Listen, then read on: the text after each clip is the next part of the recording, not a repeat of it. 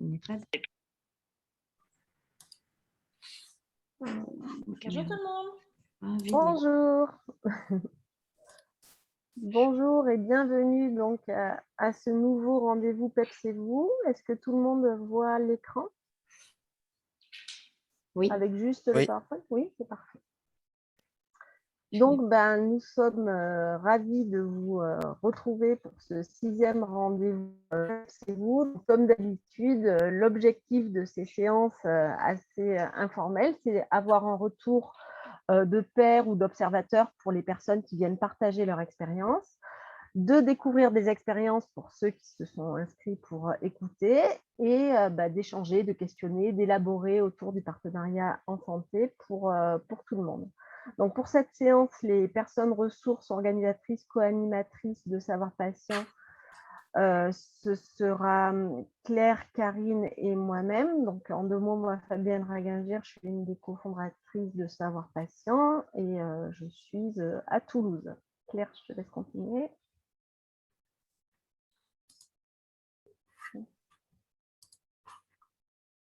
Ah. Ou Karine? Il n'y a pas de son. Il n'y a pas de son, Claire.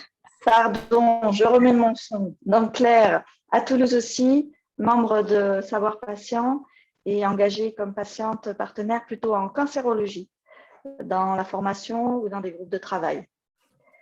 Karine, je te laisse la parole. Moi je suis localisée donc à Troyes dans l'Aube. Je suis aussi membre pour le coup de Savoir Patient. Engagée dans le partenariat patient, patiente partenaire ressources principalement, dans des formations et aussi dans pas mal de groupes de travail. Voilà. Merci. Donc, nous interviendrons moins, nous sommes plutôt des supports pour vous permettre d'échanger après les partages d'expérience. Donc, pendant 30 minutes, nous aurons les partages de Lise Molimar, Marianne Lucas et Béatrice Le Floch-Meunier, voilà, 10 minutes chacune. Donc pendant ce temps-là, on vous demande de couper vos micros pour qu'elles puissent s'exprimer chacune à leur tour. Et dans le deuxième temps, dans l'heure qui suit, on échangera. Donc pendant la première partie, vous pouvez mettre vos réactions ou vos questions dans le chat. Karine pourra les recueillir. Et puis ensuite, de façon assez libre, vous pouvez lever la main virtuelle si vous souhaitez parler et nous vous donnerons la parole. Donc, comme on l'a dit lors de l'inscription, la séance est enregistrée. Si vous ne souhaitez pas apparaître, il suffit de couper votre caméra ou de mettre un pseudo. Bien sûr, les règles d'or sont celles du partenariat, l'écoute, le respect et la bienveillance. Donc voilà pour ces quelques mots d'introduction. Et je laisse tout de suite la parole à Lise, que l'on remercie d'être ici. Voilà, je coupe mon micro. Merci Fabienne. Bonjour à tous. Alors, je ne vois pas encore les slides s'afficher, mais je pense que ça ne va pas tarder. Je peux le faire sans slide, mais bon, tant qu'à faire, il y a un support. Ça devrait, mais c'est les joies du direct. Voilà. Ça passe pas. Bon, c'est pas grave, je commence comme ça. Donc, moi, c'est Lise, je suis patiente cancérologie, on va dire ça comme ça. Moi, je n'emploie pas forcément les termes patient partenaire, patient expert, parce que je n'ai pas encore vraiment trouvé celui qui me correspond le mieux. Donc, je préfère dire patiente avec une expérience dans le domaine de la cancérologie et dans le partenariat en santé. Et voilà, et je reste assez... je sais pas encore complètement me définir. Donc, voilà, je parle de Bordeaux là actuellement parce que je suis salariée du CIRIC Brieux, donc c'est le site de recherche intégrée sur le cancer de Bordeaux. Et donc, je vais d'abord vous parler un peu de mon parcours de patiente et donc pourquoi j'en suis là aujourd'hui. Donc, j'ai été diagnostiquée d'un sarcome quand j'avais 19 ans. Donc, un sarcome, c'est un cancer des tissus mous. Forcément, à l'époque, je ne connaissais rien, que ce soit du cancer, de la recherche sur le cancer, du partenariat patient. Enfin, c'était des termes vraiment très... Enfin, je n'en savais rien.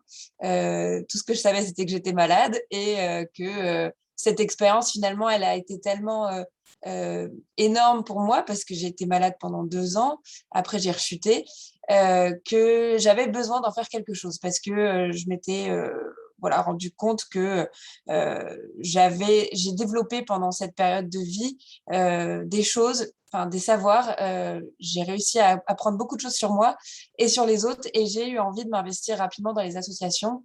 Donc notamment On est là, donc qui est une association pour les jeunes atteints de cancer, pour à la fois confronter mon expérience avec celle des autres, mais aussi pour pouvoir aider les autres. Et je me suis rapidement rendu compte que finalement aider les autres, ça m'aidait moi. Et donc voilà, l'engagement associatif a vraiment été une révélation au départ. Et ça a été une période où finalement je me suis posé beaucoup de questions sur OK, je suis en études actuellement, mais est-ce que j'ai envie de continuer dans cette voie ou pas? Qu'est-ce que j'en fais maintenant avec tout ce que j'ai appris? Qu'est-ce que je fais de cette expérience et comment j'articule ça avec mon parcours de vie? J'ai décidé de partir à Bordeaux. Mon micro a été désactivé et voilà, je le réactive. Donc, j'ai décidé de partir à Bordeaux pour faire un master en médiation des sciences, et malheureusement, ça a coïncidé au moment où j'ai rechuté. Et là où, voilà, ça a été un peu une période très compliquée pour moi parce que j'étais prête à partir et à prendre mon envol et à partir de chez mes parents, donc, qui étaient à Angers. Et ça m'a un peu coupé les ailes. Mais finalement, de nouveau, cette manière de se réadapter constamment et de se remettre en question, ça m'a donné, je pense, encore plus envie de m'émanciper et encore plus envie de partir et de vraiment faire quelque chose qui correspondait à ce que j'avais envie de faire maintenant et de plus rester dans mes études. J'étais en école de professeur des écoles à l'époque et je me suis rendu compte que ça ne me plaisait vraiment plus. Et donc, ça m'a encore plus donné envie de partir et de prendre davantage de responsabilités au sein de l'association. Donc, disons, quand ma rechute a été, on va dire, stabilisée, que j'ai commencé à aller un peu mieux, je suis devenue présidente de l'association. On est là, et donc ça m'a incité à rencontrer encore plus de monde, à me déplacer encore plus et de rencontrer encore plus de personnes intéressées par l'engagement dans le domaine du cancer. Et donc, à la suite de mon master en médiation des sciences, je suis entrée dans le monde du travail en faisant d'abord un stage de master 2 au sein du CIRC Brio, donc le site de recherche intégrée sur le cancer, parce que tout au long de mon cursus étudiant, j'avais pas mal l'occasion d'aller dans des congrès, des conférences et de participer à des groupes de travail à titre associatif, mais aussi au titre personnel. Et donc, j'ai rencontré des gens qui m'ont fait ensuite rencontrer mes futurs chefs. Et quand j'ai dû trouver un stage, j'ai postulé et on m'a tout de suite embauchée parce qu'on savait mon expérience de patiente et qui coïncidait plutôt aux besoins du moment. Et voilà, et donc ce stage m'a permis un peu de poser de vraiment concrétiser la manière dont j'allais pouvoir mutualiser formation professionnelle et engagement perso, parce que ça reprenait cette idée de faire de quelque chose de cette expérience de vie avec la maladie et de continuer à m'investir pour les autres dans le domaine du cancer. Est-ce qu'on peut passer à la slide suivante?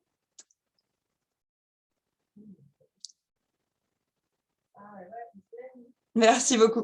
Et donc, je travaille actuellement donc à Brio, donc Bordeaux Recherche Intégrée en oncologie, où je suis assistante de communication et d'implication des patients.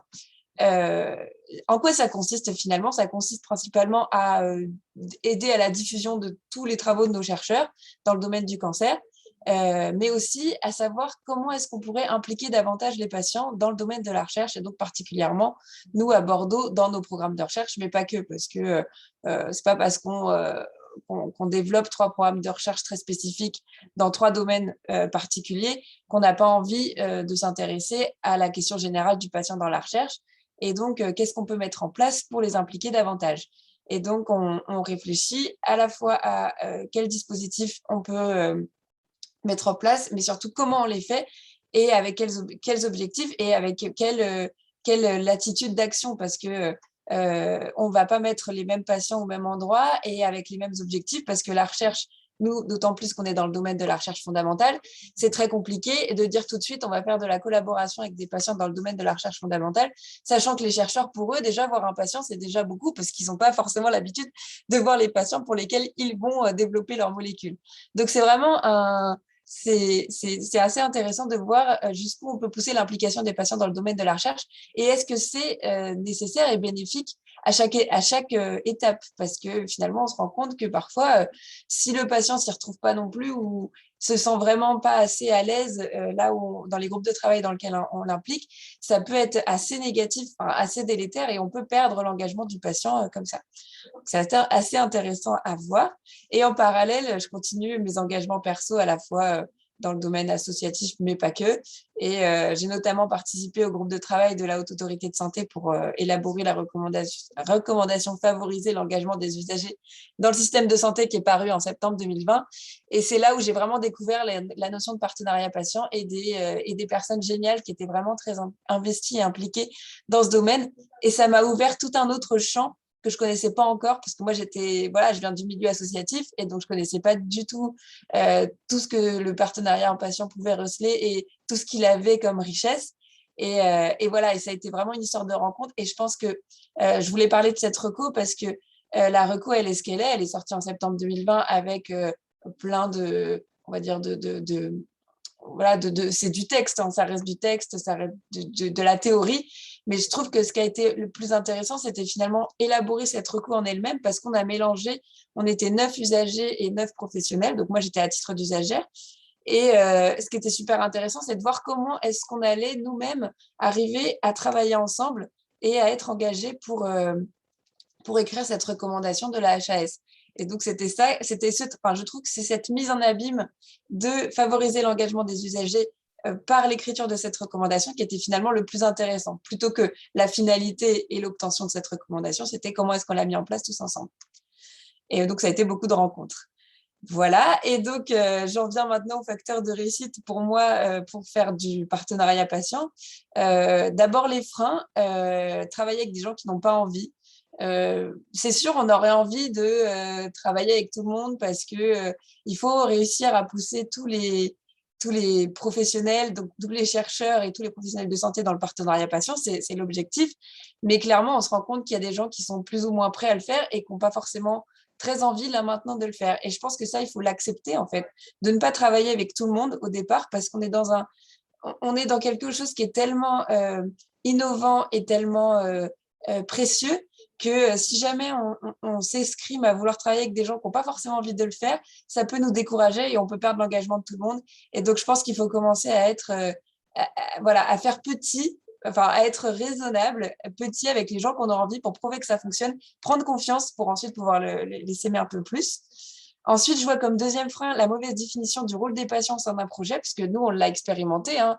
Quand on met des patients dans les projets de recherche sans leur dire à quoi ils servent et pourquoi ils sont là et quels sont les objectifs de leur participation, pour eux, ça les décourage. Et pour les chercheurs ou les professionnels de santé, ils ne voient pas non plus les intérêts. Donc, je pense que c'est très important de définir les objectifs de chacun et savoir pourquoi ils sont là.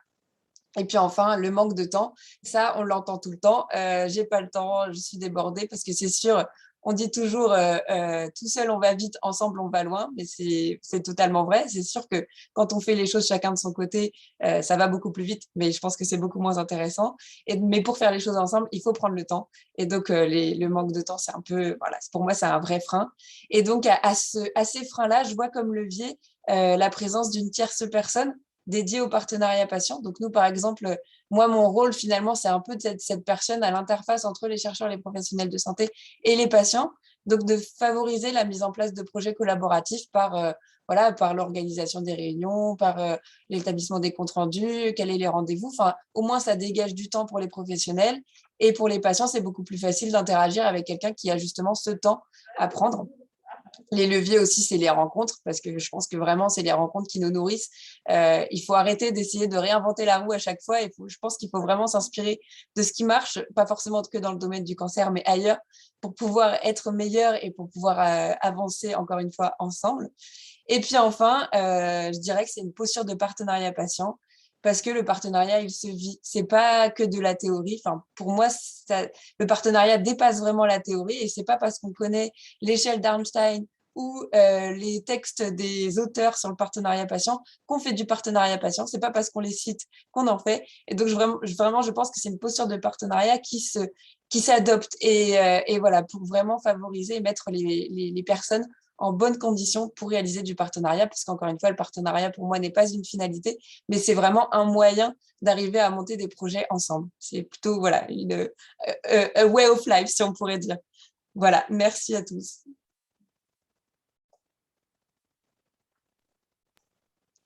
Merci beaucoup, Lise. On est toutes pendues à tes lèvres et on va maintenant écouter l'intervenante suivante qui est Marie-Anne Lucas.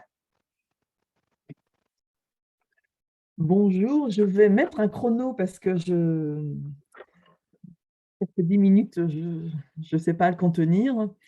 Donc, il n'y aura pas dans ma présentation de PowerPoint. Je vais le faire, au mieux possible. Donc, je suis Marianne Lucas. Je suis devenue, je suis une personne qui vit avec une maladie chronique depuis, on va dire, 2013 en tout cas, et avec une errance de diagnostic pendant 3 ans. Une maladie, on va dire, bénigne parce qu'elle ne me fera pas mourir.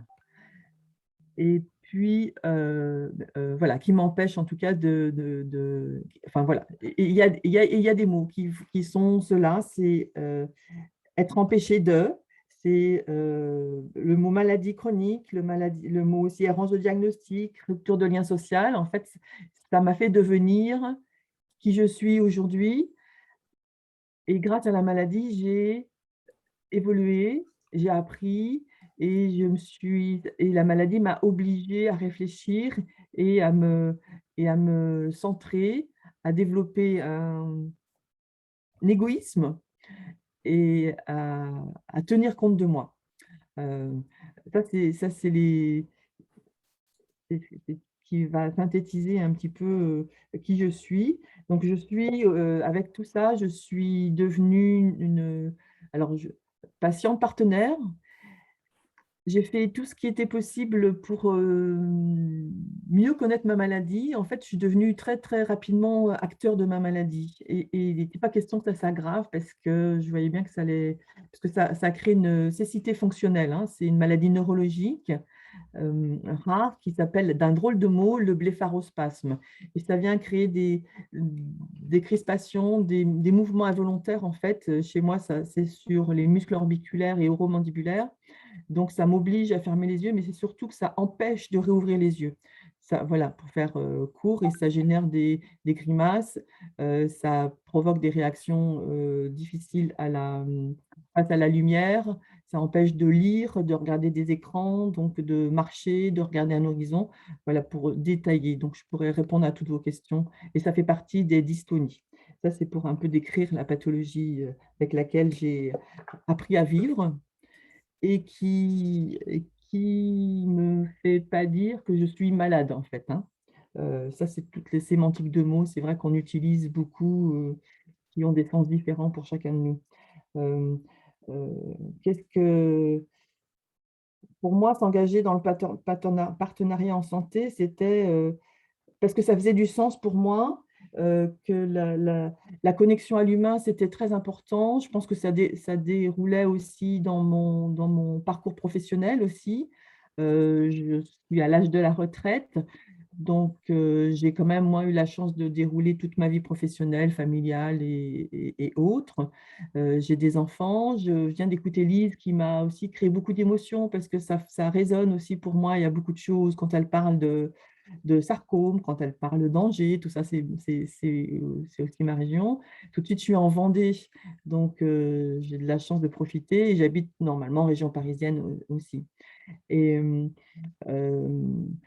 ça a fait sens parce que j'ai rencontré des ruptures de lien social aussi, parce que j'avais un métier qui était dans l'industrie automobile ou l'industrie textile précédemment, mais j'avais des fils conducteurs qui étaient l'ergonomie, donc être bien dans la réalisation de son travail aussi, que ce soit dans des ateliers de production ou dans des espaces de bureau. Et puis, avec cette expérience aussi précédente, et ce qui m'a donné aussi le tilt, c'est la découverte de l'ETP. Donc, ça veut dire éducation thérapeutique du patient. Je préfère utiliser le mot accompagnement parce que le mot éducation n'est pas toujours bien perçu. Moi, je le nomme comme éducation, comme mettre debout, faire aller vers. Donc, et c'est vraiment ça, quand j'ai rencontré ça, quand je me suis rapprochée d'associations de malades, j'ai entendu parler de cette éducation thérapeutique et ça a donné du sens et c'est devenu pour moi comme une résilience parce que j'avais un fil conducteur, un fil d'Ariane et je savais vers quoi je voulais aller. Donc, j'ai cessé rapidement d'être envahie par cette maladie qui m'empêchait beaucoup de faire des choses, y compris dans mon temps de loisirs. Et, c'est vraiment, ça a donné du sens à ma vie. Et je me suis très rapidement, bon, je pense que j'avais beaucoup d'idées, j'étais aussi très curieuse, donc l'association de malades vers laquelle correspondait ma maladie, auquel j'avais des freins quand même, hein, au début, hein. Une association de malades, j'avais très peur de voir des choses qui allaient peut-être me tirer vers le bas ou qui allaient m'effrayer. Donc, je me suis rapprochée de l'association parce qu'il y avait une déléguée qui était dans mon environnement, et ça m'a fait plaisir. J'ai rencontré aussi des femmes. Donc, mon engagement vient aussi de mes rencontres aussi, et des femmes qui faisaient les choses dans une simplicité. Il y avait cette honnêteté, cette humilité, et je me suis dit: «Bah oui, là, j'ai quelque chose à faire». Donc, je me suis vite, j'ai adhéré, on va dire. J'ai été aussi vite nommée déléguée. J'ai fait partie du conseil d'administration de cette association. Donc moi, je fuse beaucoup dans mes idées. Effectivement, ça peut être très fatigant pour les autres. Mais j'ai aussi compris que fallait faire vite, parce que j'ai aussi, donc j'ai pris comme mission, c'était assez naturel chez moi, j'ai été chargée de l'écoute, information et soutien auprès des personnes, donc beaucoup par téléphone, hein, aussi. Entre-temps, j'ai beaucoup aussi appris. J'ai eu des lectures qu'on trouve beaucoup via les associations. Entre autres, une qui nourrit beaucoup sur le système de santé, c'est France Asso Santé aussi. J'ai participé à des conférences, je me suis exprimée, je voulais connaître qu'est-ce que ça voulait dire, patient expert, expert de quoi, comment on devenait, enfin, et j'avais besoin d'éclairer. Avant ça, j'ai utilisé aussi dans mon parcours tout ce qu'on connaît, c'est vraiment d'une grande pénibilité. Ça vient même aggraver les symptômes de la maladie quelquefois parce que c'est vraiment lourd. C'est tous nos droits en santé qui sont qu'est-ce que c'est, qu'est-ce qui se passe si je perds mes ressources, si je ne travaille plus. Donc, tous les gros mots qui sont là, ALD, RQTH, MDPH, invalidité, et handicap, maladie chronique, tout ce qui est inaptitude, tout ça, c'était terrible pour moi. Donc, ben, j'ai appris un nouveau langage. J'ai cherché à savoir comprendre, et ça, c'est vraiment un travail personnel.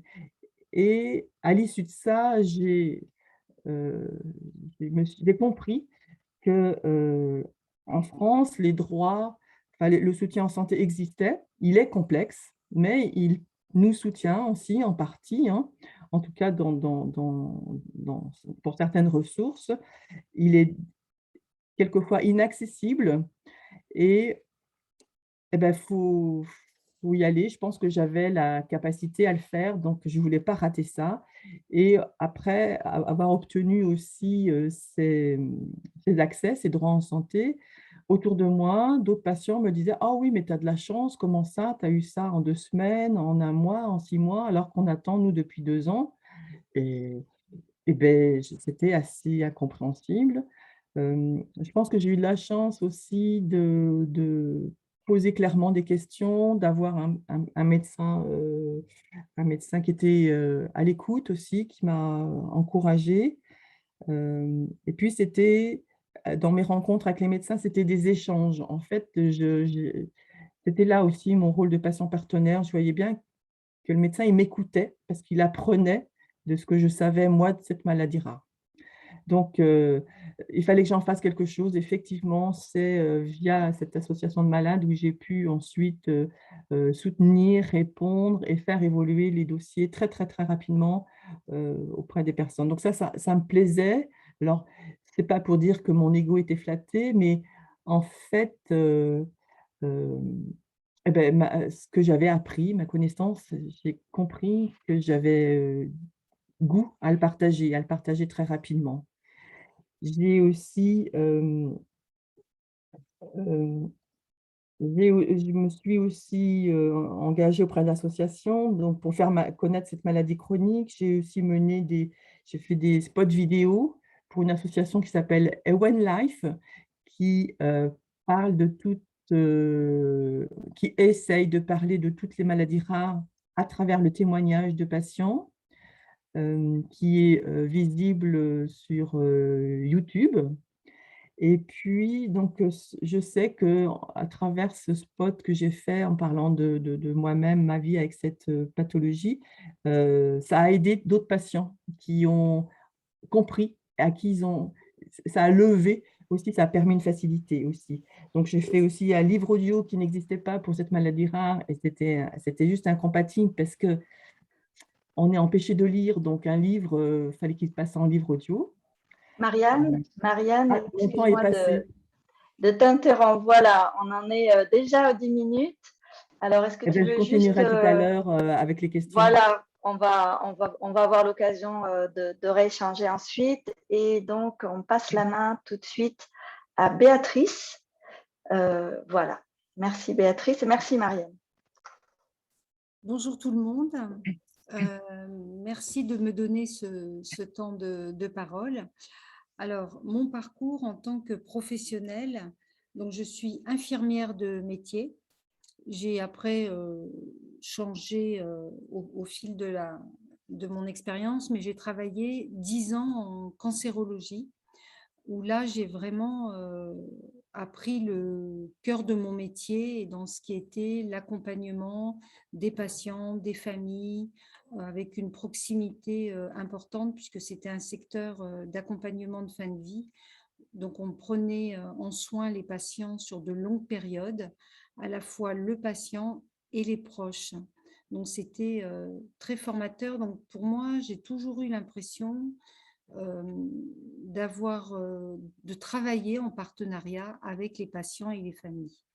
Mais je me suis aperçue quelques années après que c'était une impression. Après, j'ai évolué vers des missions de cadre de santé, cadre supérieur de santé, donc en m'éloignant du soin, mais en étant toujours attentive à l'objet de pourquoi j'étais là, c'est-à-dire la qualité et la sécurité des soins.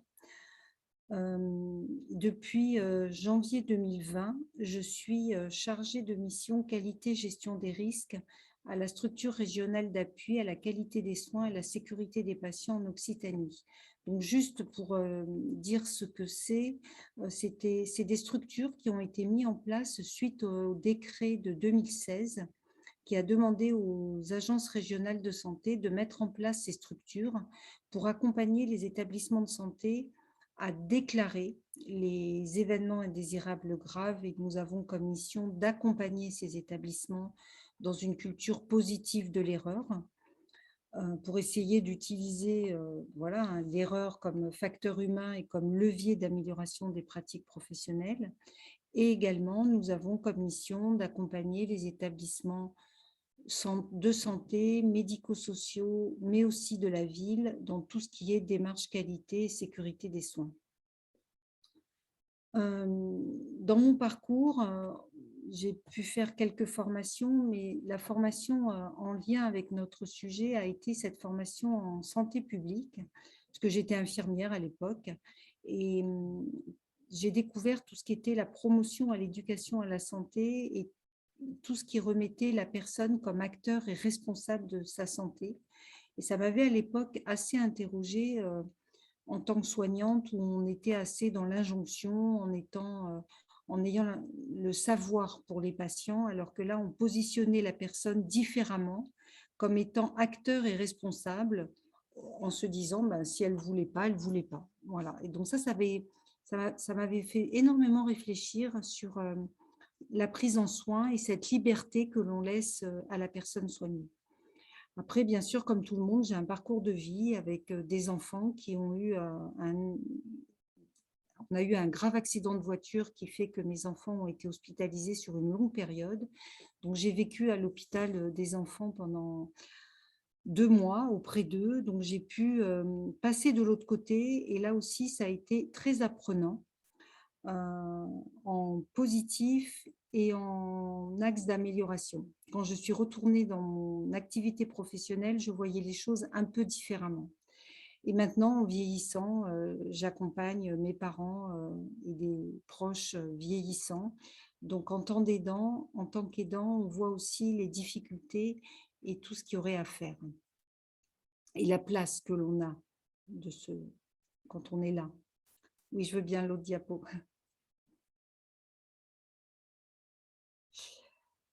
Alors, les moments clés du partenariat, c'est vraiment ma prise de poste sur la structure régionale d'appui. Quand j'ai pris mon poste, on a un peu balayé notre programme de travail, pour moi, d'intégrer les patients, le partenariat, les patients partenaires, c'était une évidence. Voilà, j'étais enthousiaste, j'étais prête à monter beaucoup de choses. Et puis, j'ai été un petit peu freinée en étant confrontée à la réalité. Déjà, sur le secteur, il existait beaucoup de choses. Premièrement, je me suis formée au partenariat via la formation que propose Savoir Patient. Donc là, déjà, j'ai réalisé que j'en avais parlé au moment de cette formation. J'étais la seule soignante dans cette formation puisqu'il n'y avait que des patients. Et là, j'ai réalisé que mon ouverture et mon impression d'être ouverte au partenariat, et ben, ce n'était pas si ouvert que ça et que j'avais une posture de soignante qui avait encore à progresser sur le partenariat patient pour être vraiment dans le partenariat et dans l'écoute et dans écouter, laisser la liberté. Enfin voilà, ça m'a vraiment interrogée. Je me souviendrai toujours de cette première journée de formation. Ça a été vraiment un choc, mais un choc très positif. Participation au CRIAPS, donc Fabienne, enfin je ne sais pas qui a mis l'acronyme, je vous en remercie. Donc, je fais partie de ce groupe et de sous-groupes où nous essayons de rendre sur la région opérationnelle le partenariat. Donc, ça aussi, c'est aussi très intéressant parce que ça nourrit ma réflexion à la fois théorique et pratique. Et là, je me suis dit, eh ben, en fait, le partenariat en santé, il ne se décrète pas, comme j'avais l'impression de le décréter, mais il se vit. Et en tant que structure régionale d'appui, on ne pouvait pas monter des formations et aller prêcher la bonne parole si nous, au sein de notre structure, on n'intégrait pas des patients partenaires dans le réseau de personnes ressources. Parce qu'on est sur une région très large et pour remplir nos missions, nous recrutons des personnes ressources professionnelles. Et là, il nous a semblé évident de recruter des patients partenaires dans ce réseau de personnes ressources.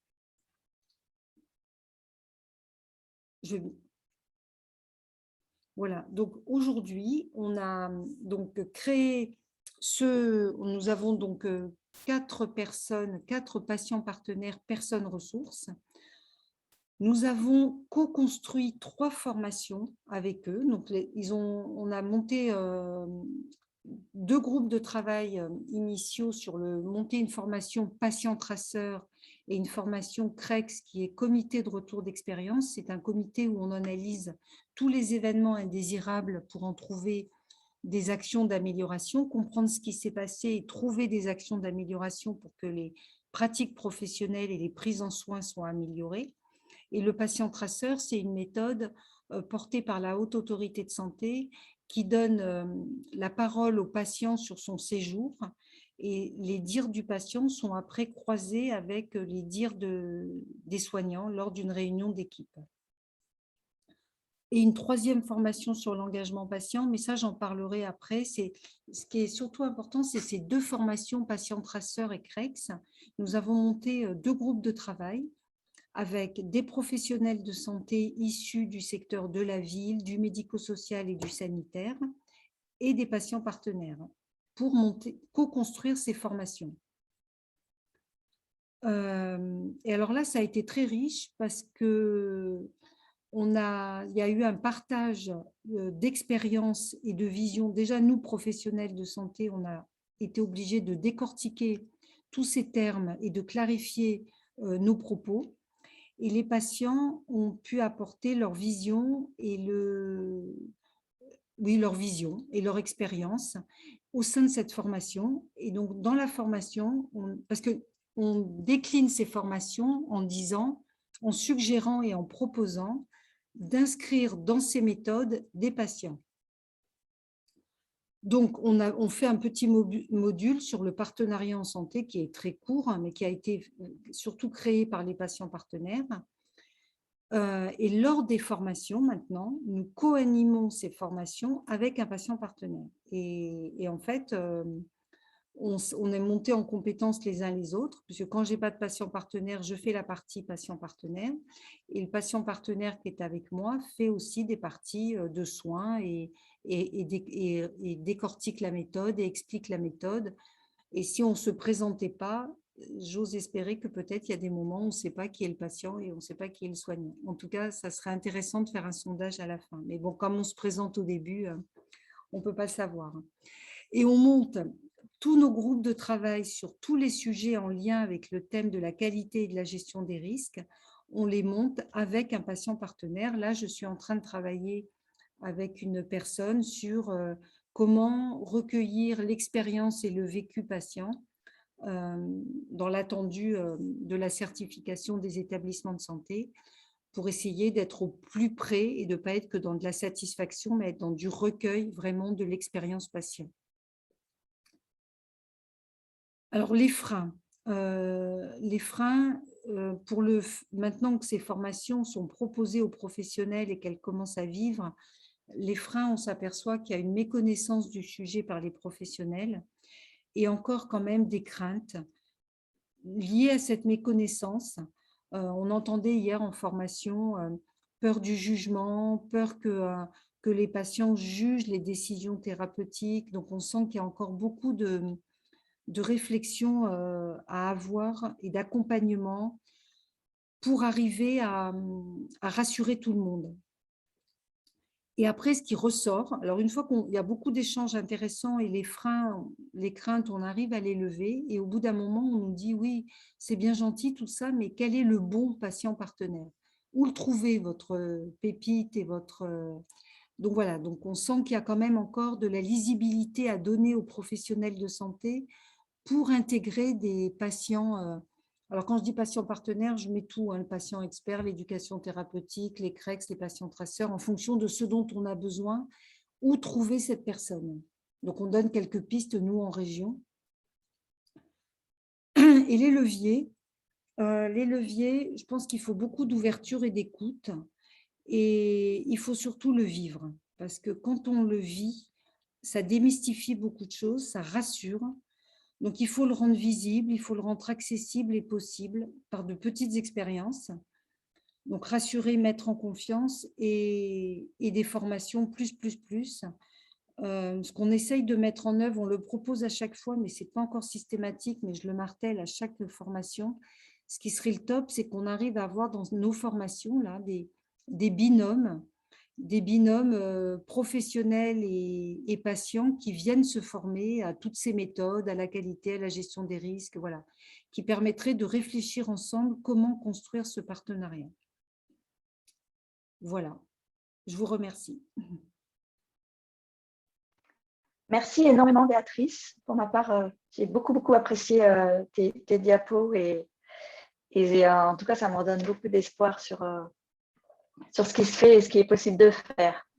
Donc, on passe maintenant à la période d'échange. Je passe la parole à Karine, mais je ne sais pas s'il y a eu beaucoup de questions en tant que telles. Non, il n'y a pas eu beaucoup de questions en fait. Il y a eu surtout des réflexions qui se sont faites sur la recommandation, notamment Françoise Célin et puis Delphine Le Turionnet qui disaient que la recommandation était essentielle et servait surtout de référence pour justement parler au niveau des entreprises et faire la promotion, si je peux dire, du partenariat patient. Donc après, si elles veulent développer le sujet, si elles veulent nous dire pourquoi justement c'est une référence, cette recommandation et comment elles s'en servent, ça pourrait être aussi intéressant. Si elles veulent parler là, il n'y a aucun problème. Alors, je vois que Béatrice a levé la main. Est-ce que c'est à ce sujet, Béatrice? En fait, je voulais le mettre dans mon propos parce que Lise disait que c'était théorique, mais ce n'est pas que théorique parce que nous, on l'utilise énormément dans nos formations. On l'a mis en lien sur notre site et à chaque fois, on le décortique avec les professionnels et on leur conseille de vraiment le lire parce que ça décrit tout ce que peut être l'engagement patient au sein des établissements. Donc, c'est vraiment une recommandation et un outil qui vit auprès des professionnels. C'est vraiment pas quelque chose de théorique. Pour rebondir, oui, mon terme était certainement très mal utilisé et je rejoins tout ce que vous dites. Enfin, franchement, cette recommandation, je pense que vraiment, elle sert à avoir beaucoup plus de visibilité parce qu'enfin, il y a un texte qui parle des choses et enfin, voilà, une instance qui a publié un texte dessus, c'est énorme. Et moi, je vois plus ça voilà, comme socle parce que je trouve quand même que enfin pour l'avoir vécu, parce que moi j'ai vécu l'écriture avec des usagers, en tant qu'usager, on s'est senti quand même souvent perdu et noyé dans tous les propos des professionnels qui étaient quand même du très très haut niveau. Et je pense que c'est aussi pour ça que nous, en tant qu'usagers qui avons écrit la reco, parfois on a un peu du mal à se l'approprier. Et moi, en tant qu'usagère, je préfère parler de comment on a établi la reco et à quoi elle sert maintenant, plutôt que vraiment décortiquer le texte de la reco qui, pour moi, ne me parle pas forcément, parce que les termes, voilà, les usages ne sont pas forcément ceux que j'aurais employés, et pas forcément voilà, ce que j'aurais écrit. Mais je suis tout à fait d'accord avec vous que c'est un texte qui cadre les choses et qui, je pense, parle beaucoup aux professionnels et qui permet d'appuyer parce que nous, on vit en tant que patients, usagers, etc. Eux, ça permet de les mettre dans un langage qu'ils comprennent peut-être mieux et auquel ils sont peut-être plus sensibles, parce que c'est un texte institutionnel. Donc, c'était là-dessus que je voulais dire ça. Mais merci. Enfin, je suis très contente de voir que certaines personnes l'utilisent à ce point-là, parce que du coup, c'est vraiment, enfin, je pense, une fierté d'avoir participé à ce processus. Merci Lise. Justement, je rebondis pendant que vous étiez en train d'intervenir. Il y a une question pour vous de Florent Caté. Existe-t-il d'autres structures telles que Brio dans d'autres régions? Oui, tout à fait. On a 8 CIRIC en France. Il y en a 4 en région parisienne et 4 en, entre guillemets, province. Donc, Bordeaux, Montpellier, Lyon et Nantes-Angers. Après, on n'a pas tous le même niveau en termes d'implication des patients. Enfin, l'INCa nous demande de faire de l'implication des patients, ça c'est une chose. Après, en fonction des CIRIC, on fonctionne tous indépendamment les uns des autres. Donc, on n'a pas tous les mêmes niveaux d'engagement des patients. Mais on a tous la même mission, par contre, de faire de l'information, de la recherche auprès des patients, d'essayer de les impliquer au mieux.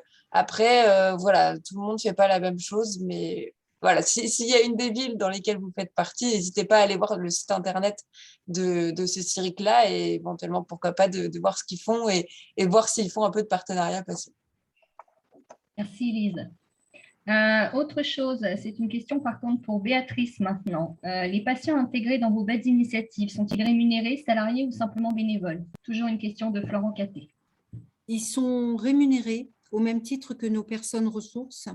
On a dans nos statuts prévu une rémunération à l'heure.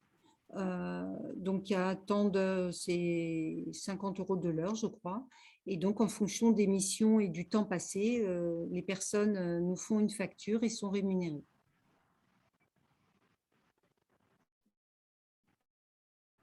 Alors, on peut peut-être préciser qu'il y a plusieurs modes d'intervention. Il y a effectivement, si les personnes peuvent établir une facture avec leur micro-entreprise, elles le font. Auto-entreprise. Certains souhaitent rester bénévoles, interviennent bénévolement. D'autres passent par Savoir Patient comme intermédiaire. Et d'autres encore ont le statut de formateur occasionnel. Oui, c'est vrai. La formation, je crois, d'être. Oui, c'est ça. Merci Fabienne de décrire ce qui se passe sur la structure régionale. Oui, bien sûr. Les personnes qui veulent faire bénévolement peuvent le faire bénévolement. C'est vrai qu'on prône le statut d'auto-entrepreneuriat parce que c'est ce qu'il y a de plus simple d'un point de vue comptable, mais après, il y a d'autres façons de facturer parce que l'idée, c'est de ne pas bloquer la participation des personnes. C'est ça. Il faut rebondir encore sur ce que tu dis. Je pense que votre structure est un exemple de structure qui met en œuvre les conditions pour favoriser le partenariat et la collaboration avec des patients, proches aidants, partenaires. Donc, cette partie-là est particulièrement importante. On sait, c'est le sujet qui revient de façon récurrente, mais il y a aussi la posture que vous adoptez. Voilà, je pense que ça revient aussi à ce que disait Lise au début. C'est super important de savoir mettre les différents éléments en œuvre pour favoriser le partenariat. Oui.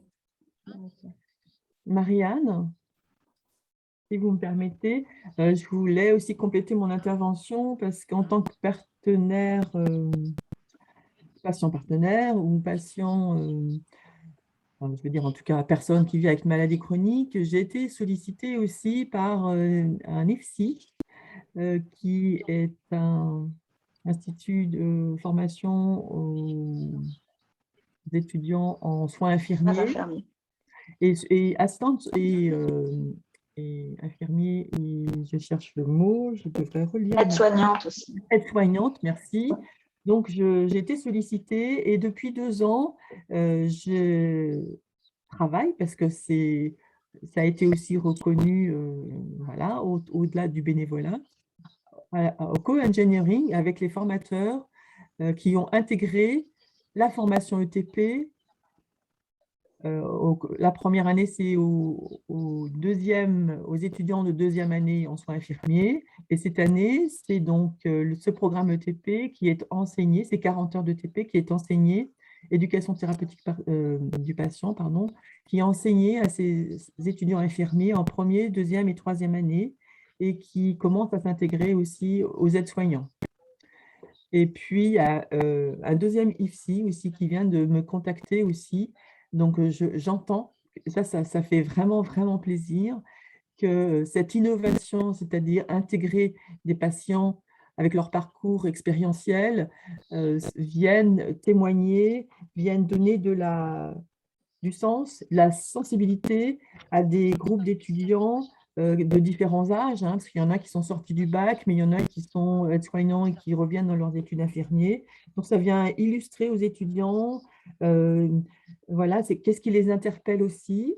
Et puis, ben, ça vient recueillir ben, nos propos, nos expériences.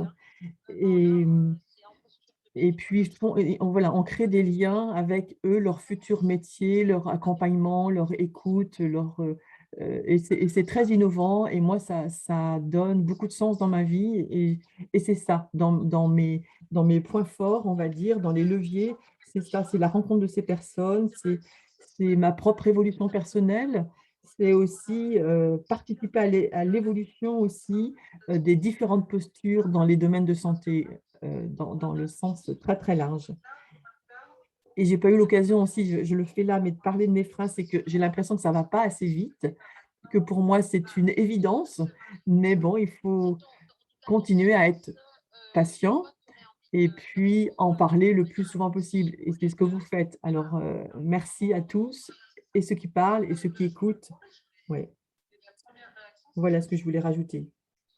Et Merci. un autre petit sujet aussi que j'aimerais de préciser dans les freins, c'est que c'est le manque de mutualisation aussi qu'il y a.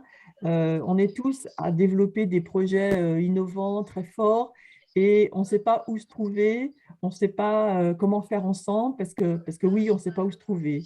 Donc, ben, vous offrez cette opportunité. Donc, j'aime ça aussi. Merci Marianne, c'est gentil de souligner qu'effectivement, il y a quand même beaucoup d'acteurs qui œuvrent pour mettre en lien les différents acteurs. Et les rendez-vous PEPS en font partie. On est bien heureux du succès qu'on rencontre auprès de vous. Moi, j'avais envie de revenir parce que ça a été, je l'ai vu passer dans le chat sur les différentes instances. Alors peut-être quand on démarre dans le partenariat en santé, on est, en tout cas, ça a été mon cas, on est un peu perdu, et je le suis encore parfois, par toutes ces différentes structures qui interviennent. Alors, je suis pour le coup ravie que Béatrice ait pu nous présenter et Fabienne a complété. Je sais qu'il en existe quelques autres, même beaucoup d'autres. Et des fois, je ne sais pas trop où m'y retrouver. Alors, je ne sais pas si Lise ou Béatrice, vous auriez des éléments pour que nous, patients partenaires, on sache à quel niveau, alors HAS, SRA, CAPS, etc. Comment on fait pour s'y retrouver? Je veux bien essayer de commencer à donner une petite piste. Alors, la haute autorité, en fait, il y a plusieurs échelles. Il y a l'échelle nationale. Donc, la haute autorité de santé, c'est voilà, à l'échelle nationale qui c'est l'expert des recommandations, il s'occupe de la certification, c'est les bonnes pratiques, c'est les publications, c'est le savoir avec un grand S. Les structures régionales d'appui, alors vous dites le CAPS et moi je parle de la SRA Occitanie, c'est parce qu'en fait dans chaque région, il y a une SRA, il y a une structure régionale d'appui. Donc le CAPS c'est pour la Bretagne et la SRA Occitanie c'est pour la région Occitanie. Et il y en a dans le Val-de-Loire, il y en a dans la région PACA, il y en a dans toutes les régions. Je crois que nous sommes 14 SRA sur la France. Et toutes ces structures régionales d'appui, je vais rajouter un acronyme supplémentaire, sont fédérées, on est toutes fédérées au sein d'une FORAP, qui est donc la fédération de toutes les SRA. Voilà. Et ce qui est intéressant dans toutes ces SRA, au sein de cette FORAP, c'est qu'on travaille ensemble pour essayer de mutualiser des outils. Et dans ce cadre-là, dans le cadre de la FORAP, il y a un groupe de travail qui s'appelle Implication des usagers, où on travaille sur l'engagement des usagers, le partenariat. Voilà. Voilà pour le petit éclairage que je peux donner là-dessus.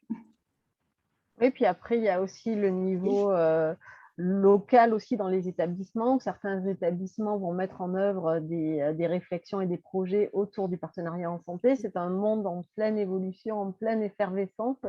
Et je pense qu'on peut se réjouir, de cette activité.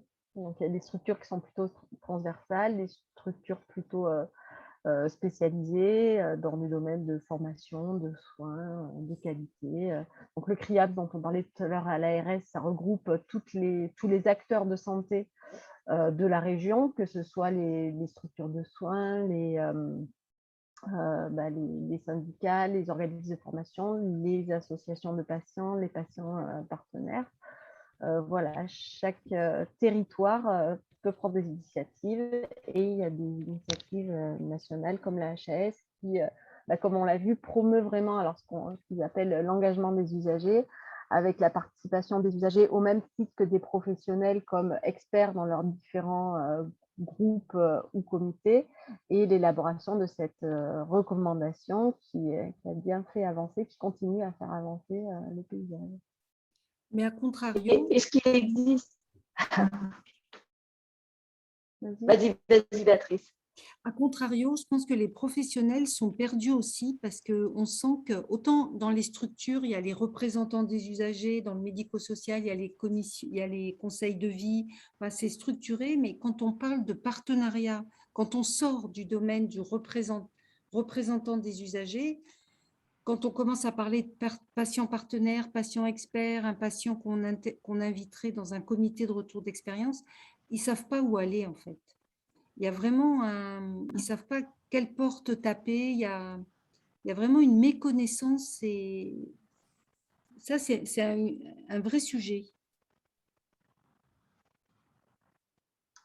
Oui, parce que je pense que c'est quelque chose de relativement nouveau, c'est quelque chose qui a moins de 10 ans et qui n'est pas aussi bien structuré que la représentation des usagers qui existe depuis les premières lois sur la démocratie en santé, d'autant plus que parfois des représentants des usagers peuvent avoir la double casquette de patients partenaires, donc c'est clair que c'est parfois difficile de s'y retrouver, et d'où l'importance de l'accompagnement autour du partenariat, je pense, et de la connaissance du tissu local aussi pour chacun. C'est aussi des questions de territoire. Voilà, nous en Occitanie, on est bien lotis avec tout ce qui peut exister, et ça se développe dans notre région.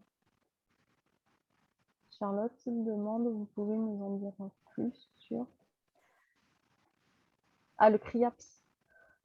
Et si vous voulez prendre la parole directement, vous pouvez, n'hésitez pas. Je pense qu'il va falloir, oui, développer sur les différentes structures que vous avez abordées, notamment donc, le CRIAPS. Mais voilà, il y a beaucoup de demandes apparemment, donc il va falloir faire un résumé. Oui, alors, je me permets, c'est Charlotte. Oui, manifestement, j'entendais, c'est Béatrice d'après mes souvenirs, parce que je ne vois pas bien, donc je n'ai pas forcément enregistré le bon prénom. La personne qui travaille au CRIAPS, si vous avez… moi, je suis patiente partenaire qui intervient au CAPS, donc l'équivalent en Bretagne. Et je crois comprendre que le CRIAPS a des moyens financiers pour rétribuer les temps passés sur des missions, sur des groupes de travail, alors que le CAPS souhaiterait, mais pour l'instant, n'a pas encore réussi à négocier des enveloppes financières sur des délégations, ou sur des travaux en co-construction avec des patients partenaires sur des missions bien ponctuelles. Donc, je suis curieuse de savoir s'il y a une enveloppe, s'il y a un choix politique fort localement. Enfin bon, voilà. Merci. Alors, moi, je parlais au nom pas du CRIAPS. Hein. Je travaille dans la structure régionale d'appui d'Occitanie. Le CRIAPS, c'est un groupe de travail, en fait, qui est porté par l'ARS, qui a été mis en place par l'Agence régionale de santé. Mais nous, notre structure, c'est la structure régionale d'appui. Et donc, dans notre négociation avec l'ARS, quand les subventions voilà, ont été données, on travaille, comme la région est grande et qu'on a commencé au début, on était 2 ETP, donc 2 ETP pour toute la région, 2 personnes pour travailler sur toute la région Occitanie, ça ne faisait pas beaucoup. Donc, on a un budget de personnes ressources. Et dans ce budget de personnes ressources, on a intégré des patients partenaires.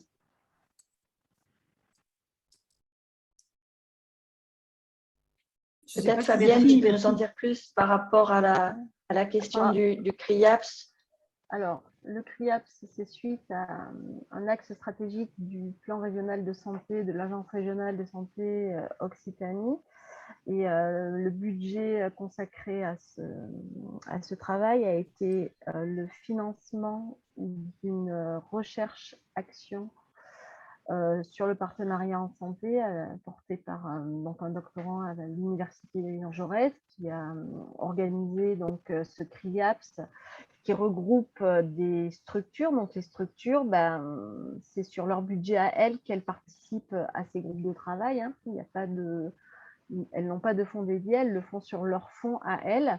Et il y a actuellement, mais rien n'est fait, un projet de création d'un centre opérationnel du partenariat en santé. Pour tout vous dire, Savoir Patient a fait un dossier de candidature et nous avons proposé justement de pouvoir avoir un budget pour rétribuer les patients partenaires ou prochainement partenaires qui participeraient à ces groupes de travail. Pour l'instant, ce n'est pas fait. Voilà. Claude, j'ai vu que Claude était là. Est-ce que tu veux rajouter quelque chose? Claude est donc secrétaire général de Savoir Patient. Oui, bonjour, bonjour tout le monde. J'ai pris en cours de route. Juste pour compléter, effectivement, dans le cadre, c'est vrai que c'est complexe, notamment par rapport à la spécificité peut-être de la région Occitanie, mais je sais qu'il y a d'autres choses qui existent sur d'autres secteurs. C'est qu'effectivement, il y a un certain nombre de structures, donc la structure régionale d'appui que représente effectivement Béatrice, qui vraiment a engagé toutes ces actions ancrées effectivement dans les valeurs du partenariat dont on discute effectivement tous ensemble à l'occasion de ces rendez-vous.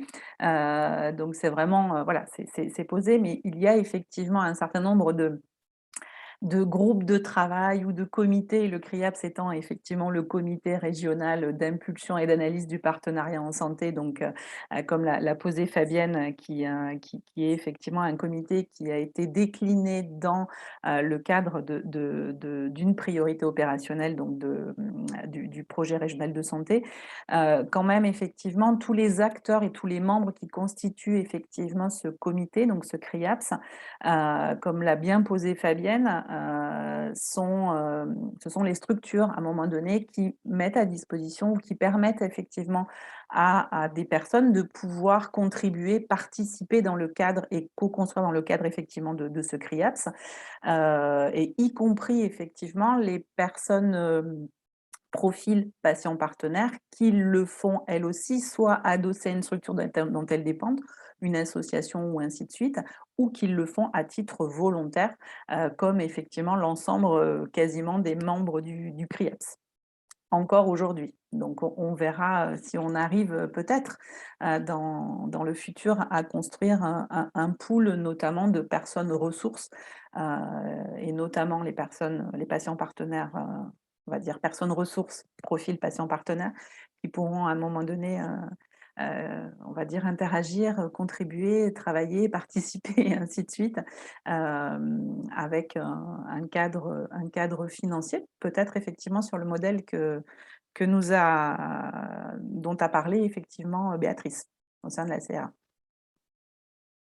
Enfin, en tout cas, il y a quand même des réflexions à droite et à gauche qui sont menées. Et il y a des possibilités, enfin, il y a des possibilités. Après, effectivement, c'est comme tout, on le sait, dans notre vaste système. Tout est une question, effectivement, oui, de moyens financiers, mais aussi de valorisation. C'est vrai que ce qui est toujours un peu compliqué, enfin, c'est important de le poser parce que bien souvent, en fait, c'est déjà pas posé dès le départ. Donc, c'est vrai que c'est important et je pense que c'est aussi, il me semble, ce qu'a pu faire la structure régionale d'appui, c'est de poser effectivement dans ses axes stratégiques que l'implication, la participation et la contribution des patients partenaires soit vraiment quelque chose d'acté et soit acté dans les fonctionnements même de la structure. Donc, c'est important de le faire dès le départ. Alors, effectivement, on a peut-être un terreau propice en Occitanie, mais bon, il y a des terreaux dans plein d'endroits différents, il me semble. Et puis, les choses enfin, ça bouge, effectivement, comme le précisait Fabienne.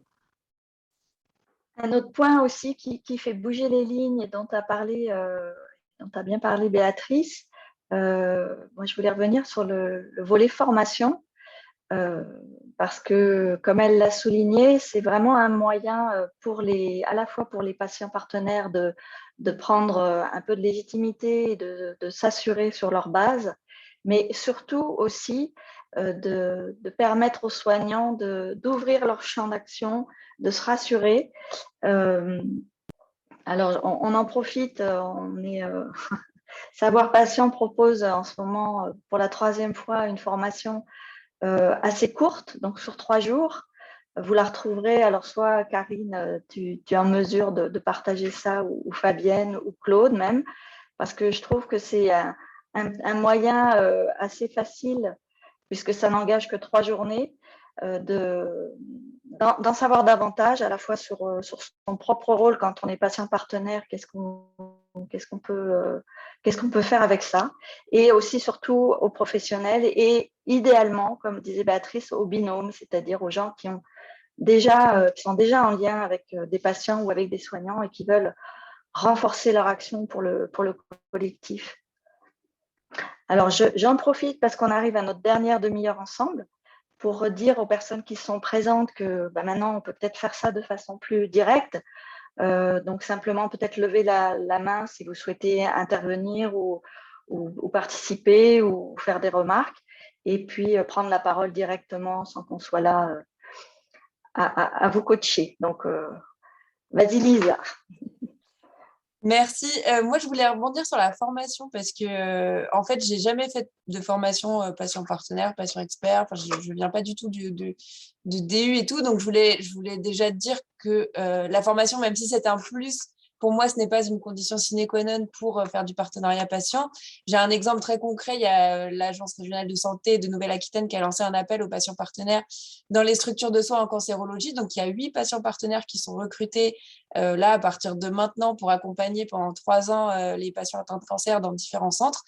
Ils sont même 10 parce qu'il y a des cartons limitants. Sur ces 10 patients, il n'y en a que 3 qui ont été formés par une vraie, entre guillemets, formation. Donc, comme quoi, ce n'est pas une condition sine qua non, même si ça tend à le devenir sur certains aspects, effectivement. Mais je voudrais quand même aussi insister sur ce qu'on peut avoir comme formation par le passé, parce qu'encore une fois, quand on tombe malade, on n'oublie pas ce qu'on a été avant, enfin même voilà, ou même quand on n'est plus malade, on n'oublie pas non plus comment on a été quand on était malade. Je pense que vraiment tout ça c'est un tout et qu'il faut aussi arriver à se servir de ces expériences précédentes pour simplement en faire un plus. Alors moi, j'ai mon passé de communicante scientifique qui fait que maintenant, j'ai été embauchée en tant que communicante scientifique avec cette double casquette patient, mais je connais aussi plein de gens. J'ai une très bonne amie qui est orthophoniste de formation et qui, avec sa double casquette de patient, fait des ateliers à destination des patientes pour la remédiation cognitive, etc. Donc, il met à profit ses compétences antérieures et sa double casquette de partenariat patient. Donc, pour moi, c'est un tout. Et je pense qu'il ne faut pas le négliger. Et parfois, les professionnels de santé vont plus nous chercher sur un autre aspect, pas forcément sur le fait qu'on a été malade, parce que pour eux, ça peut parfois être compliqué de dire bah, j'ai pris cette personne parce qu'elle est patiente. Moi, c'est ce que j'entends. Hein. Moi, on me dit toujours on ne t'a pas recruté parce que tu es patiente, c'est discriminatoire vis-à-vis des gens qui ne seraient pas patients. Alors, c'est la tendance inverse.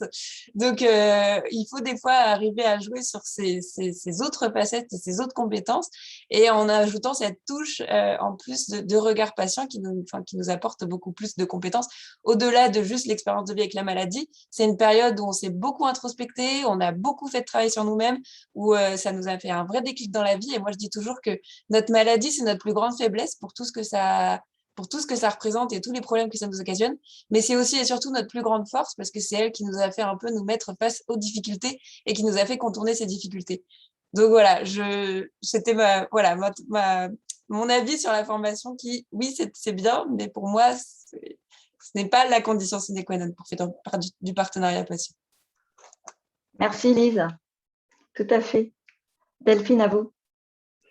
Oui, merci. Moi, je suis absolument d'accord et avec vous, Lise, et avec vous, Claire, avec les deux. Et je voudrais juste rajouter quelque chose. Par rapport à ce que vous venez de dire, Lise, il est évident que quand on vous entend, on entend bien votre passé et passif de grande communicante, d'études supérieures. Et je crois que ce n'est pas le cas de tous les patients ressources ou patients partenaires. Et bon, j'ose dire que j'ai un peu, moi aussi, un passé d'études supérieures. J'ai monté mon entreprise. Je suis fraîchement diplômée du DU, se former au partenariat patient-soignant. Et j'avais peut-être un regard justement un peu critique au début. J'ai hésité, hein, j'ai réfléchi avant de m'engager dans ce DU parce que moi aussi, j'ai eu plusieurs expériences de partenariat et je sais réfléchir, je sais penser, etc. Et cependant, la formation apporte un savoir académique aussi au sein du partenariat qui, moi, me manquait. Donc ça m'a beaucoup appris. Et ça m'a appris aussi concrètement à échanger, développer un BEP, par exemple, à des actions absolument concrètes et surtout à cadrer cette position de patient partenaire. Et je crois que, comme le disait Claire, être formé à un moment donné, c'est aussi une carte de visite, une prise au sérieux, enfin, un gain de temps face à des professionnels de santé ou autres qui pourraient encore nous regarder en disant bon, qu'est-ce qu'elle veut, celle-là, elle a l'air bien sympathique, mais voilà. Donc, c'est pour ça que je crois que la formation, elle est importante, mais elle n'est pas essentielle, encore une fois, mais elle apporte beaucoup de choses, en tout cas. Voilà, merci à vous. Merci Delphine. Du coup, je me permets, merci pour vos interventions. Je pense qu'on est beaucoup sur la même longueur d'onde. Et pour compléter, je pense aussi que la formation, je pense que c'est un facilitateur. Ce n'est pas une condition forcément sine qua non.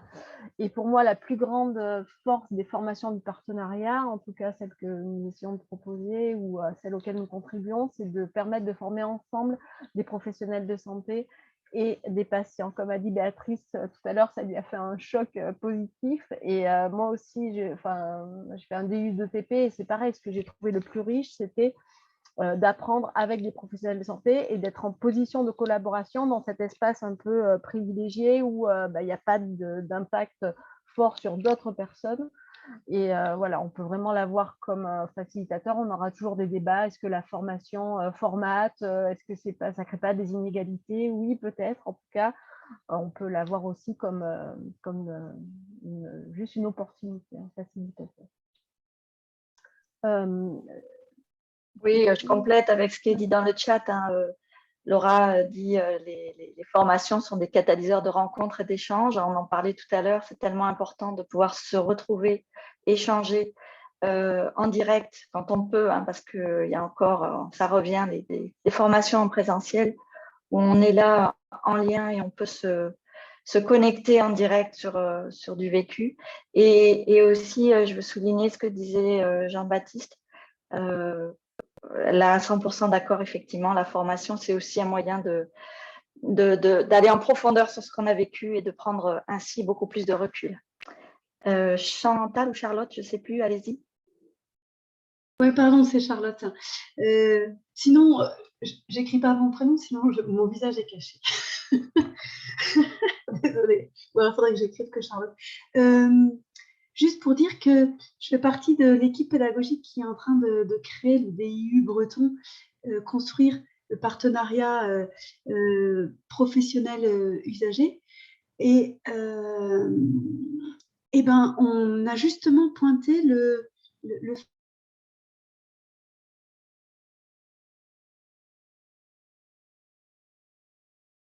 Oui, voilà, je crois que j'avais coupé le son, excusez-moi.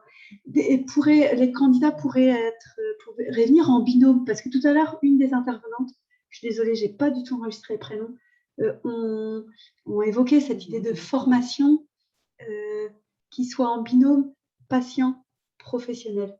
Et en tout cas, nous, on espère que on aura peut-être un binôme candidat ou que des binômes se créeront dans la formation. On est curieux de voir ce que ça va donner. Voilà. Merci Charlotte. Merci. Françoise avait posé une question tout à l'heure dans le chat. Alors on a perdu Karine, mais je crois qu'elle est revenue. Ça y est. Par rapport au, alors que je retrouve, voilà, à moins que Françoise, est-ce que tu veux poser ta question en direct? Oui, je suis désolée, ma caméra ne marche pas. C'était une question à Lise qui parlait justement de ces embauches qui vont se faire dans les établissements de soins en Aquitaine. Et je voulais, et qui donc tu signalais qu'il y avait peu en fait de patients formés. Et je voulais savoir quels étaient à ce moment-là les critères qui avaient été retenus. Tout à fait. Très bonne. Alors, je ne connais pas tous les critères, mais je peux vous dire un peu le processus. En fait, quand l'ARS a déposé son appel à projet pour financer en partie ses patients partenaires, donc c'est moitié financement ARS, moitié financement des centres de soins qui accueillent les patients partenaires. Et en fait, il fallait que les centres de soins postulent avec un CV de patient, donc ils aient déjà identifié un patient pour travailler avec eux. Et donc, encore une fois, on le prône tous ici. Ce qui compte, c'est la rencontre et ce qui compte, c'est l'échange. Et moi, je le dis toujours, il faut travailler avec des gens qui ont envie parce que sinon, c'est très compliqué. Et en fait, les centres de soins sont allés chercher les patients avec lesquels ils avaient envie de travailler.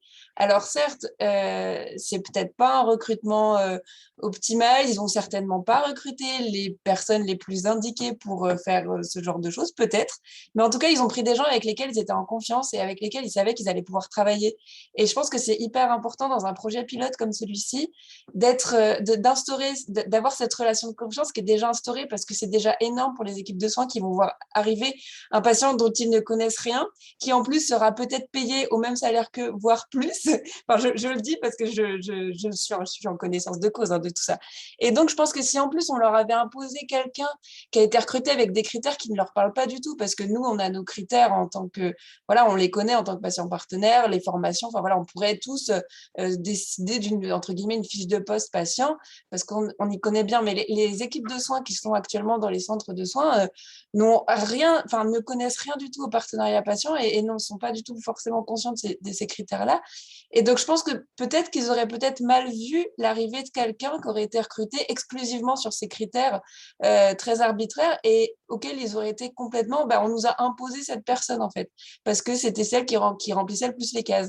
Et donc, je pense qu'ils ont plutôt pris le parti de faire un recrutement en interne avec leurs propres critères à eux, évidemment en s'aidant de… L'ARS a donné un guide avec des petites, enfin, des indications, la formation est un plus, etc., des choses comme ça.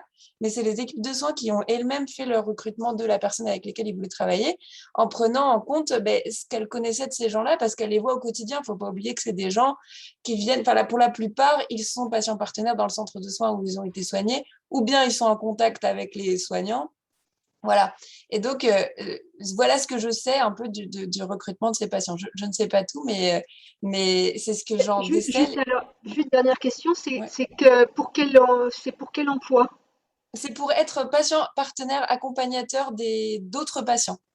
Et puis, voilà, dans les services de soins, ils sont à mi-temps pour la plupart. Et ils font de l'accompagnement de patients. Et puis, ils aident aussi les équipes de soins voilà, sur peut-être des groupes de travail, mais ils sont vraiment dans l'accompagnement des patients. Vous pouvez re-regarder le rendez-vous PEPS où étaient intervenues Sabine Dutheil et Laurence Ducot, je ne sais plus. Hortense. Hortense, pardon. Elles avaient bien expliqué cela. D'accord, merci. Charlotte, vous vouliez intervenir à nouveau? C'est peut-être la vieille. On va essayer de... Non, c'est bon. Non, je crois que j'avais mis les mauvaises mains au départ, donc, parce que je vois pas bien et je me suis trompée de main. C'est bon, merci. Claude, à ton tour alors. Oui, merci. Juste du coup, une demande de précision peut-être à Lise. Donc, effectivement, je comprends et je trouve ça intéressant à un moment donné, comme vous le disiez,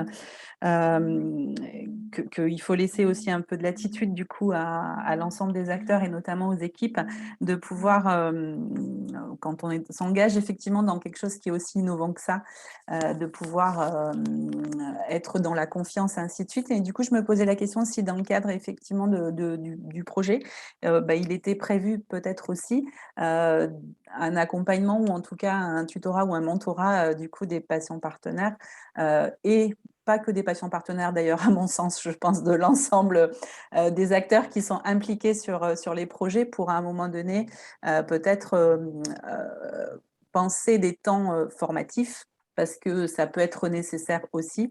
Je pense que ça, enfin, j'imagine que c'est prévu. Oui, tout à fait.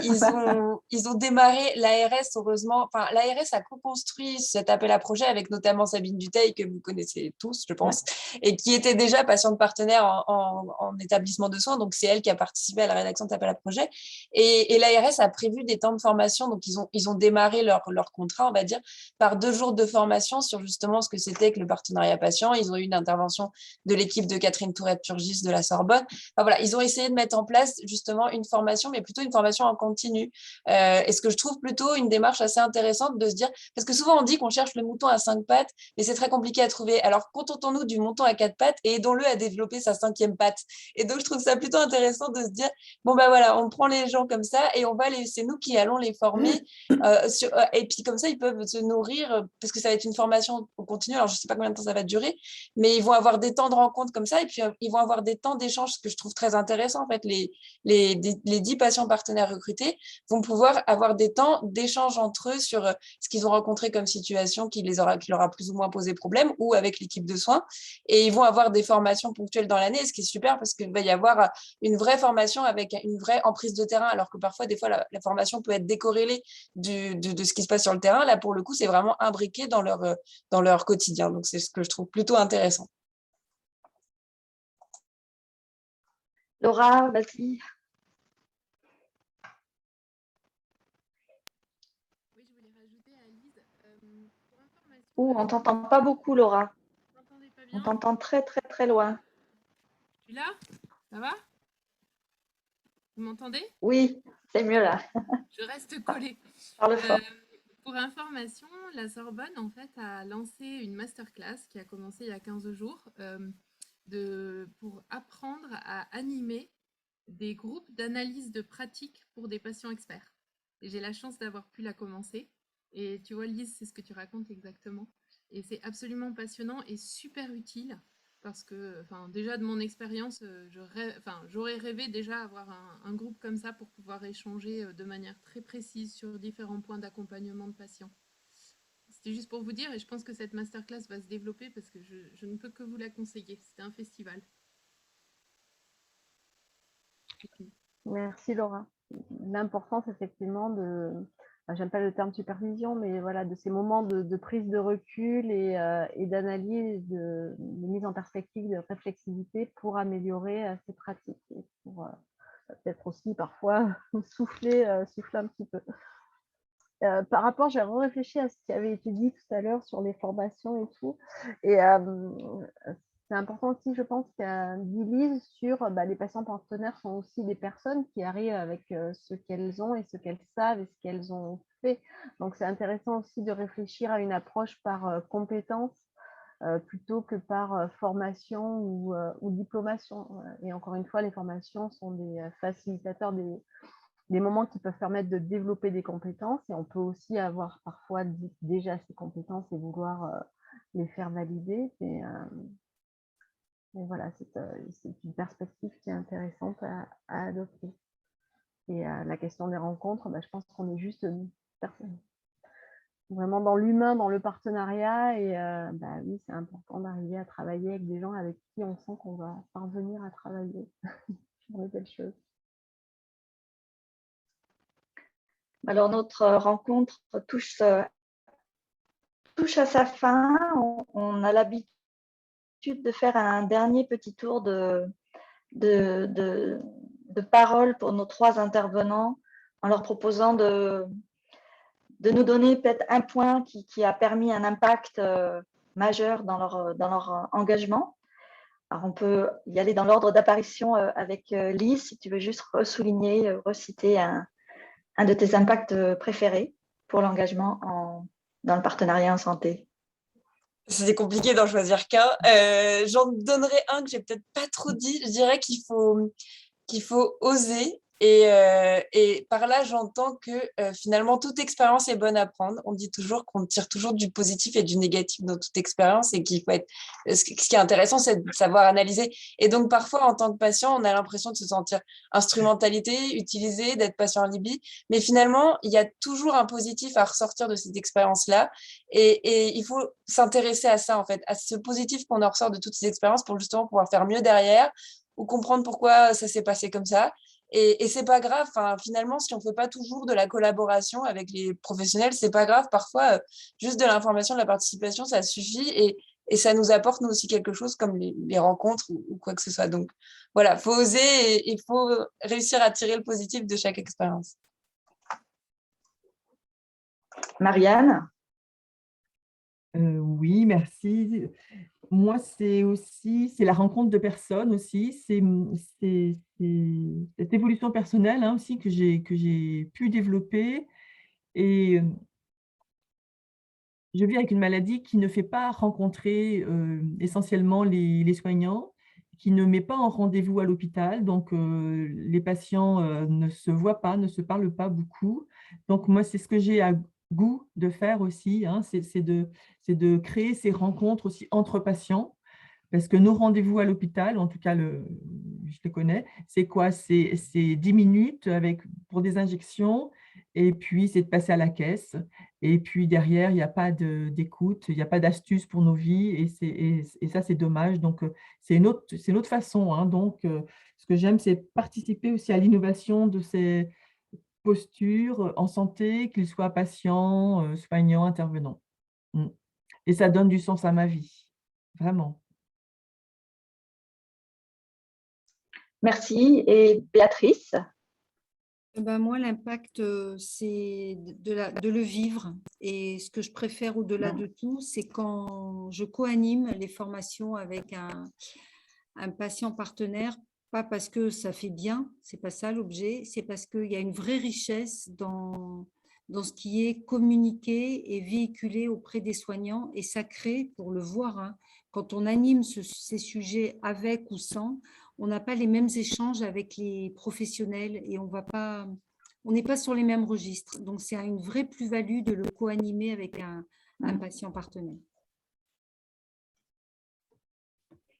Merci, merci à vous 3, merci à vous tous qui êtes présents. Je ne sais pas si on a encore quelques petites minutes, s'il y en a qui veulent prendre la parole ou simplement réagir. Fabienne, un petit mot de la fin? Non, tu l'as déjà fait, donc merci pour votre participation. Oui, insister sur le fait que les rendez-vous PEPS et vous, c'est pour nous tous, patients, proches aidants, professionnels de santé, partenaires, voilà, des espaces les plus libres possibles les plus libres possibles d'échange. Donc, on vous remercie si vous voulez bien évaluer pour donner des idées d'amélioration peut-être. Voilà. Le prochain rendez-vous est planifié le 4 novembre. Ça sera sur agir en partenariat dans les soins en santé mentale. Ensuite, au mois de décembre, ça sera encore un rendez-vous sur des trajectoires personnelles d'engagement qui permettent de rebondir sur différents sujets. Et puis, on a plein d'idées, n'est-ce pas, Claire, pour, pour la suite, avec tout ce que vous proposez. Donc, ben voilà, suivez nos actualités. Vous pouvez vous abonner. Et puis, vraiment, merci aux personnes qui acceptent de partager leur expérience, parce que c'est un challenge en 10 minutes. Hein, désolée de vous martyriser, mais de prendre ce recul et d'aller à l'essentiel. Merci à ceux qui viennent en direct et qui participent, qui enrichissent les débats. Et puis, merci aussi à ceux qui relaient et qui font leur retour. Et puis, merci aussi aux co-animatrices qui nous rejoignent. Oui, aujourd'hui, Karine. D'ailleurs, on fait un petit appel s'il y en a parmi vous qui veulent co-animer. Alors, on donne la priorité aux adhérents de Savoir Patient. C'est pour ça que je vous ai repartagé le lien vers Savoir Patient. Mais n'hésitez pas dans les commentaires ou dans les évaluations que vous nous envoyez à nous préciser que voilà, vous voulez co-animer avec nous. C'est un tout petit peu de temps off pour se synchroniser entre nous. Et puis ensuite, c'est que du plaisir, en tout cas pour ma part. Eh bien, écoutez, merci. Donc, à bientôt. Ouais, à bientôt. On mettra le replay comme à bientôt tout le monde. Sur le site. À bientôt et merci beaucoup. Au revoir. Au revoir. Alors, on coupe l'enregistrement, mais nous, on se retrouve en off si on laisse les gens sortir de la salle, si vous voulez bien.